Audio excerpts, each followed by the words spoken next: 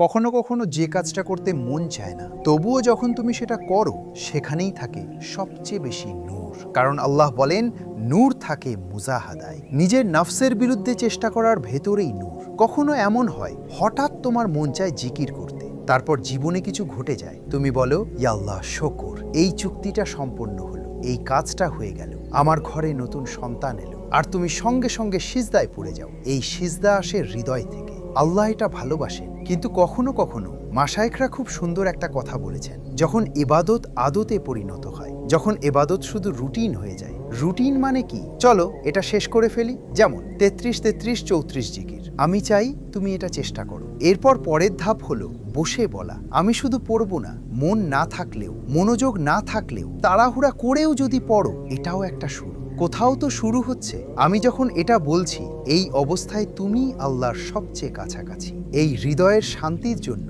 দুনিয়ার রাজারা সব কিছু কুরবানি দিতে রাজি।